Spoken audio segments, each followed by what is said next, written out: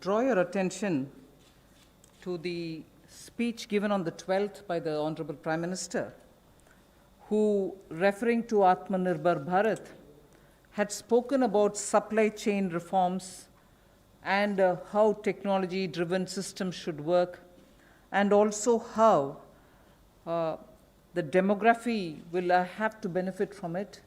So deriving from all this,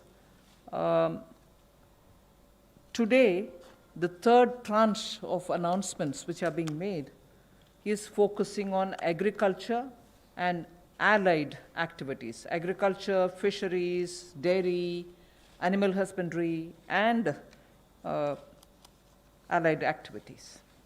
So which will also have some aspects of food processing and so on.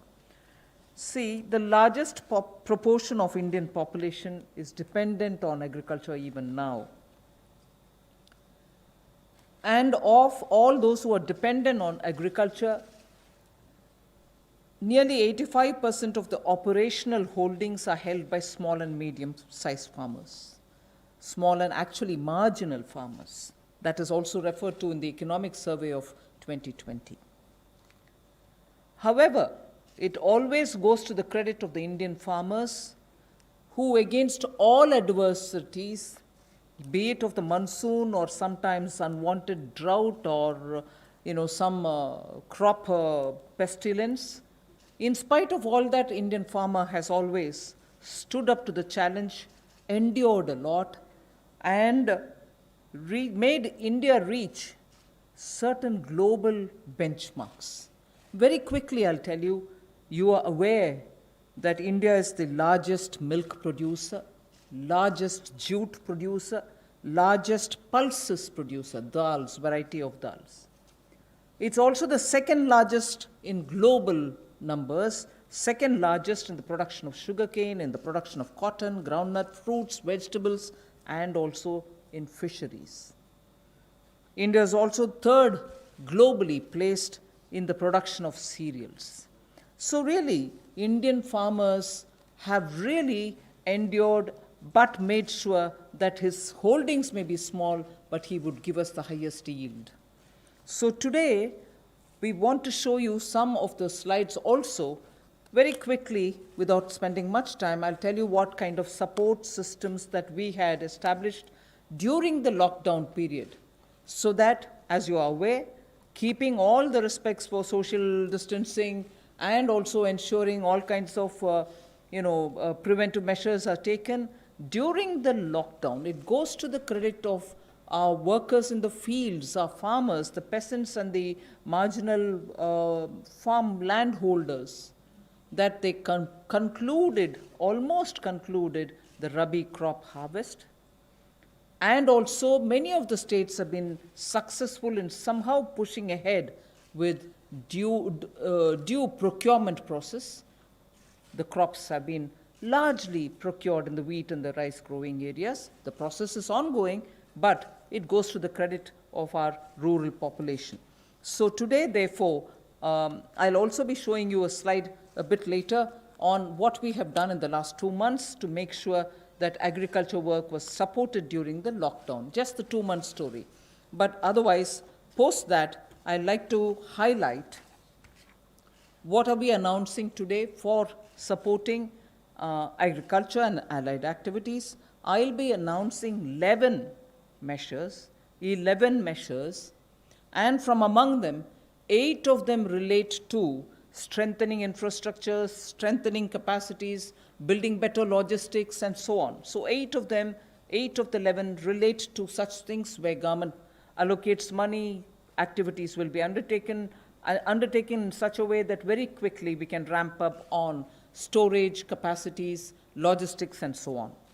The rest 3 today of the 11 will pertain to governance and administrative reforms. About yesterday's announcement, I think the slide has got enough to give you. I'll straight go over to covering today's announcements, but linkage with the 2 steps that I had announced yesterday for the agriculture, for the farmers' welfare, for the additional emergency working capital requirements through NABARD, which we would be infusing, and also to make sure that 2 lakh crore credit will be available under the Kisan credit card. Those were particular references to yesterday. Now we move over to today's, where we are coming up with, oh yes, sorry, before I go to that, in the last 2 months, very quickly, a number of measures have been taken to support farmers. Particularly additional steps that we had taken were the minimum support price purchases to an extent of 74,300 crores had taken place during the lockdown.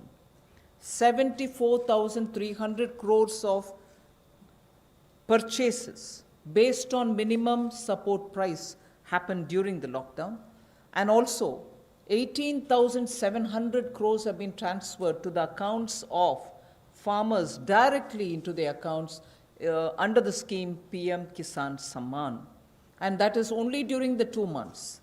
And then Fasal Bima Yojana claim payments have been cleared to the extent of 6,400 crores in the last 2 months. Bima Yojana claims, when a farmer wants to utilize and ask for the claim so that he gets the insurance money in his name, such claims totaling 6,400 crores have been cleared in the last 2 months. We now move to the steps that I want to announce today. There's additional steps also for the animal husbandry, which is worth recalling. Sorry about this. It's absolutely important to know that during the lockdown, all of you all would have been reporting also, media, that milk was being produced, and the usual restaurants and the hotels and the consumers were all under lockdown. So a lot of dairy industry people were put to severe difficulties. The milk was being thrown on streets saying, our consumers are all locked down, they can't buy it from us. So during that period, 560 lakh per day of liters of milk, 560 lakh liters of milk were procured by cooperatives against the daily sale of 360 lakh liters which is produced per day. Now those were also utilized for a further amount of 111 crore liters have also been extra procured over and above the usual quantities which come to the market. 4,100 crores have been paid on that account. So money goes to the hands of the milk producing farmers or dairy keepers. A new scheme also was utilized for interest subvention of about 2% per annum for dairy cooperatives. Additionally, 2% per annum of interest subvention also was provided to incentivize prompt payment, repayment, and interest servicing. So, and this scheme is further to be continued, and this is expected to unlock 5,000 crores of additional liquidity, benefiting 2 crore farmers. So this is something which was triggered during the lockdown so that farmers get the money in their hands. This is the impact which I'd like to draw your attention to. Again, for the last 2 months, just to give you reassurance that some of the dates which we had extended for fisheries-related activities, because many of them had overseas contracts in getting the brood stock or in getting some of the consignments which were coming from abroad, all the deadline extensions have been honored. The validity for SIPs, sanitary import permits for import of shrimp brood stock, was extended by 3 months. We have also condoned the delay of 1 month in the arrival of brood stock consignments, and for all the quarantine cubicles which were booked, but because of the delays, they were going to have to forfeit the monies that they paid. We allowed rebooking at no extra or additional charge.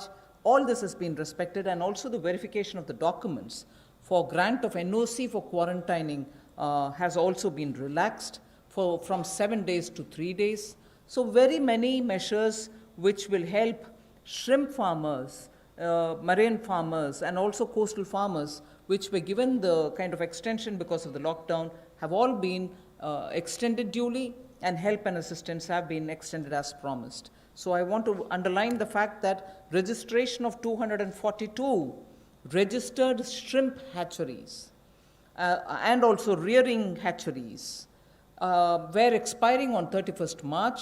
They have been extended by another 3 months without any additional burden on them. So such operations also of the marine capture fisheries and aquaculture have also been relaxed to cover inland fisheries and hatcheries. I go to today's announcements, the third tranche covering agriculture. First 8 steps are towards monies going for infrastructure capacity building. And from among the 8, so the first one is we provide 1 lakh crore for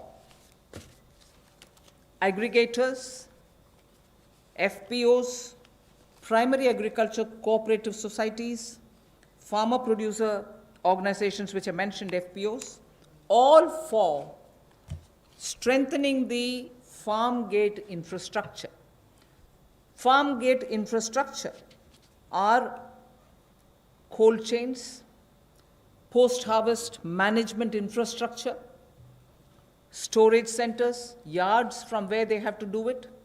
So this fund for 1 lakh crore is being created. Here private entrepreneurs, agricultural entrepreneurs, startups, all of whom are now looking at facilitating by procuring from the farmers and reaching out with value addition to the global markets, don't have the infrastructure. So this fund for 1 lakh crore will immediately address that issue, and that fund will be created at the earliest. The next of the 8 steps towards capacity building, logistics and so on is for food enterprises who are micro in size. We shall be providing a fund of 10,000 crores. It's a scheme which will get executed with a cluster-based approach.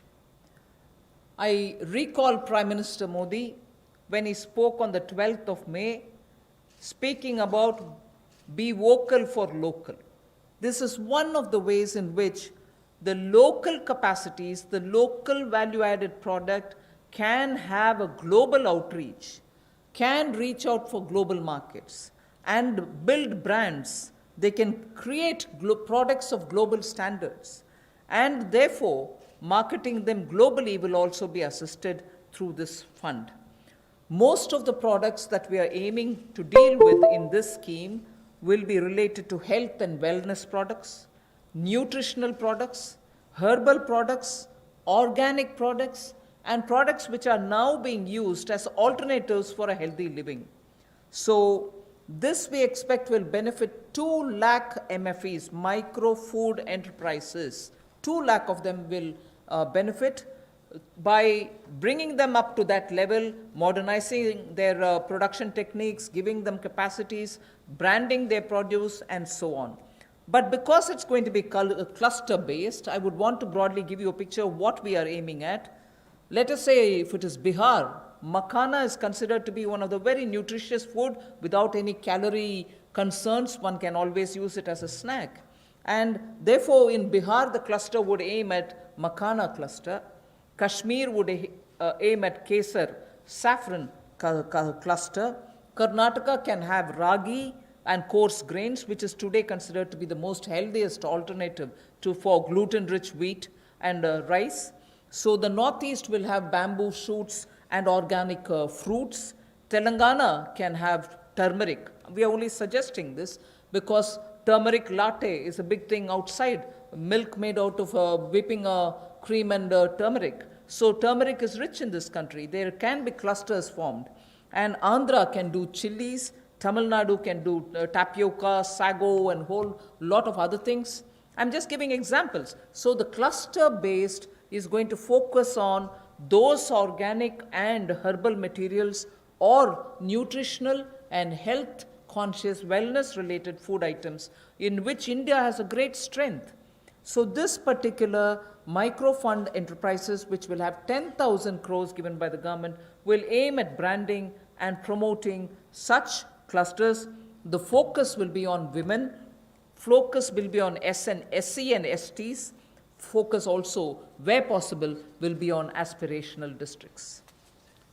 I forgot to add the states and the products. One Sampada, states which are rich in forestry produce, minor forestry produce, we can also have a cluster which will also benefit them. I go to the third of the 8, which is looking at logistics capacity and other provision of facilities for under the Matsya Sampada Yojana, which was announced during the budget. Pradhan Mantri Matsya Sampada Yojana was announced during the budget, but clearly the amounts and the provisioning and also making sure that critical gaps are getting filled are all now getting through, and we are announcing it for execution immediately. What this would mean is for activities related to marine, inland fisheries and also aquaculture, this money would be provided. We expect it will give employment for about 55 lakhs of people, and it will help in doubling India's export to reach 1 lakh crores. We also hope that this will bring in better standards in traceability, laboratory networks will be provided, fishing vessels, new fishing vessels can be given for fishermen and so on. New fishing harbors can also be built. And during the ban period, in the sense not the COVID ban period, but every year fishermen don't go to the sea during a certain period. At that during that period also, they can get some kind of assistance. So personal boat and insurance for boats, both personal and also both can be insured, insurance will be provided. So this we expect will lead to additional fish production of about 70 lakh tons over the next 5 years. Now everywhere, as I go on, I've done about 3, now I'll go to 4th, 5th and so on.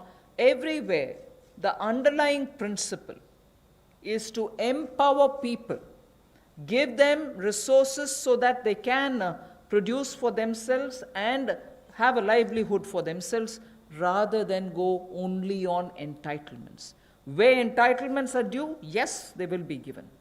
But largely, our focus is making sure India stands up on its own, India is able to be helped to stand up on its own, in turn generate more jobs and so on. So you find a lot more giving of empowering people through creation of skills, creation of logistics and so on.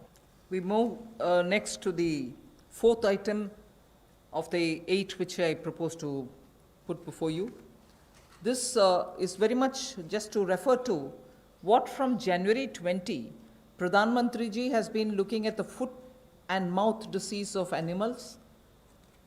Many of our animals, because they have not been vaccinated, suffered from this foot and mouth disease, as a result of which many of our milk-related producers or dairy or even animals which get infected could not be coming over to the markets. So farmers or animal keepers had a lot of suffering. So in order that we ensure 100% vaccination of all cattle, all buffalo, all sheep, all goat and pig population, nearly 53 crore animals. India is one of the largest livestock bearing country, and therefore for a country of that size with one of the largest stock of animal with us, FMD has to be eradicated. Therefore, till date, beginning January, in spite of the lockdown difficulties, 1.5 crore cows and buffaloes have been tagged and they have been vaccinated. So traceability can be established. Why am I saying this? This had a commitment of over 13,000 crores from January of this year. That amount is also flowing, and now post the lockdown, in the green zones at least, this work shall continue with great speed. This forms the basis for my next slide, which pertains to animal husbandry and the money which is being allowed for that building of capacities in animal husbandry. And if we have created such healthy, vaccinated animals whose traceability is high, and we ensure that the ground is very well laid. Animal husbandry, particularly dairy sector, can now really take the advantage of this kind of a activity which Government of India has done. Therefore, 15,000 crores will be spent for dairy infrastructure. This will help, and we also hope that many private investments can also come into this area, because it has great potential for export, great potential within India for the market, various items, whether it is milk or powdered milk or butter, ghee, or even any cheese varieties which we need for domestic or for international consumption, are all possible. So we aim to support private investment also in dairy processing, value addition, and also for cattle feed infrastructure. Cattle feed is a potential area not just for India. Export of cattle feed also has a lot of scope. And therefore, Animal Husbandry Infrastructure Development Fund of 15,000 crores is being established, and that can work as, as an incentive. We can also give incentives for establishing of plants, industrial plants, for export of niche products, like the way I said, cheese or processed milk or milk powder or cream. Such units will have to be established, which are scientifically done, and standards can be established. So Government of India will also give incentives for such plants which will get established in India, where you have healthy animals, vaccinated animals, good milk being available. So dairy industry. I move from here to the sixth point of the 8. Promotion of herbal cultivation. There is a National Medicinal Plants Board. 4,000 crores of rupees is getting allocated for this purpose. This board has already supported 2.25 lakh hectares of area under cultivation for medicinal plants. We think greater 10 lakh, up to 10 lakh hectares will also be brought in for herbal cultivation in the next 2 years, with an additional outlay of, with an outlay of 4,000 crore, which is what I'm announcing now. And this will help generate at least 5,000 crores of income for those farmers who are engaged in this cultivation. Additional extents are also being expected to be brought in. But more importantly, we again refer to a speech by the Honorable Prime Minister, where he had said, on both the banks of the river Ganga, there can be herbal and medicinal plants grown, so that it can benefit the local farmers. And these medicinal and herbal plants are now in great demand globally also. So this board will undertake about 800 hectares of area, which will form a corridor along both the sides of river Ganga for growing of herbal and medicinal plants. I move to the 7th of the 8 items which I want to speak about today. This is a small matter, but of great eco significance, and it's going to help in agriculture in the future also. As it is in the Western world, we hear a lot of people speak how the disappearing population of the bee, the honey bee, has led to crops now suffering for want of pollination agents. So cross-pollination, through which happens through bees, don't happen that much like before. As a result, beekeeping is an initiative which is recognized globally. It is an amount, but it is not a very big amount when you're comparing several lakhs of crores, but it is an amount which is important, that can be at a level of absorption capacity also. 500 crores for beekeeping initiatives, which will benefit 2 lakh beekeepers in the rural areas, and who can then produce ghee. Also, importantly, I'd like to draw your attention, in India today, wax for all purposes, edible, medicinal purposes, are being imported. Even that import of wax can be stopped. It may not be a big item like crude oil, but it is certainly important that the country will have to have its pollination agents, as much as give jobs for the rural women and beekeepers of both the genders, but also look at the way in which imports increase even due to wax. It's a small reference that I'm making, but it is an initiative which will have a ripple effect on the rural economy, and therefore government will implement a scheme for this, which will include marketing, which will include value addition, which will include post-harvest facilities for the beekeepers. I move over to the next, the last in this list of 8. From top to total is what I want to refer to. This also is an existing scheme which gets additional 500 crores. Many of the supply chains have been disrupted for the farmers, particularly during the lockdown. Operation Greens is a scheme which is running at the moment to take care of tomatoes, onions, and potatoes which are being cultivated, which come to feed the cities, and they've had very serious implication because they are perishable and they had to have distress sales. So farm level support needs to be given, otherwise such distress cannot be prevented.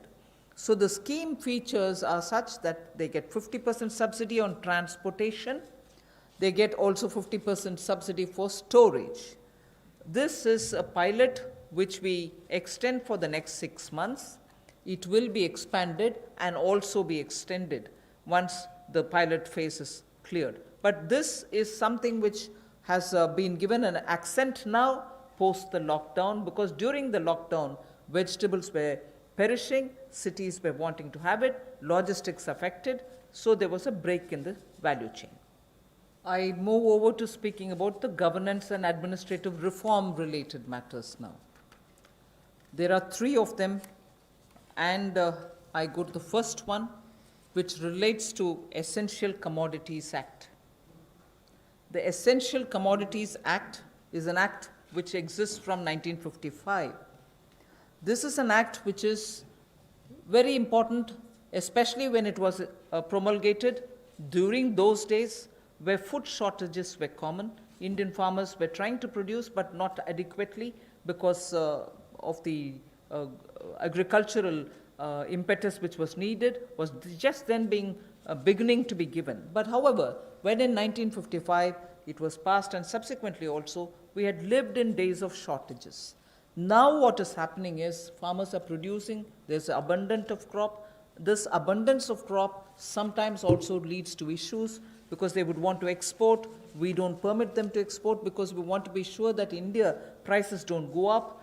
And because of a flip-flop, sometimes farmers don't get the benefit, some other times the consumers suffer. So this Essential Commodities Act requires an amendment. And that amendment will largely be towards making sure that cereals, edible oils, oilseeds, pulses, onions and potatoes will be completely deregulated.